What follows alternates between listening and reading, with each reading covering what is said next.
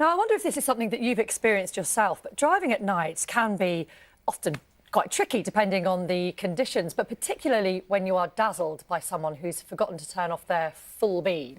Do you know, I find if I'm wearing contacts, I'm better, but if I'm wearing glasses, sometimes I can be dazzled at night. Now motorists say that they're getting the same dangerous glare. This is when headlamps are not on full beam, when they're dipped. So what's the problem? Is it that lights on new cars are becoming brighter? If they are, what should we be doing about it? Well, we can talk now to Rod Dennis from the RAC. Rod, thanks very much for your time this morning. So what are motorists telling you? Well, they are telling us that some modern-day light bulbs are just dazzling them. It's as simple as that. It's due to the change in technology. Manufacturers these days like fitting L.E.Ds to cars especially, offer lots of benefits if you're a driver, much better view of the road, last much longer, much better quality of light. But what drivers have been telling the RAC is that if you're on the receiving end of those sorts of lights, it's a very different story. And actually, a huge proportion of the 2,000 odd motorists we spoke to said they regularly get dazzled by these sorts of lights.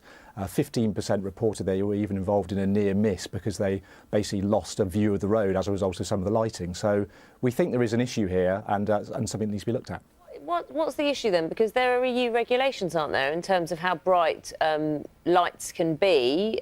Cars can't, manufacturers can't dismiss those regulations or ignore those regulations. So why is it all of a sudden changing now?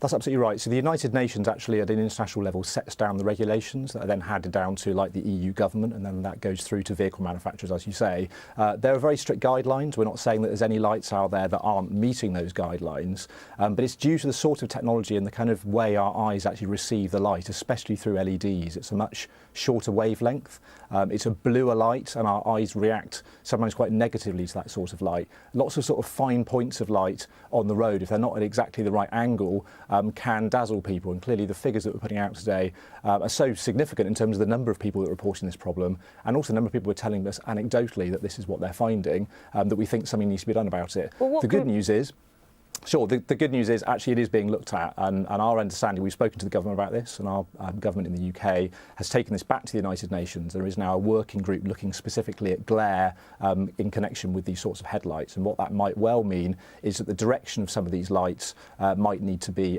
altered slightly, so it's actually sort of levels off, and therefore if you're in the sort of, looking at these sorts of lights as another driver, you're less affected by it. But there does appear to be a road safety issue here. It's reassuring that something's being done, but it's probably going to be many years before we actually see any changes on our roads.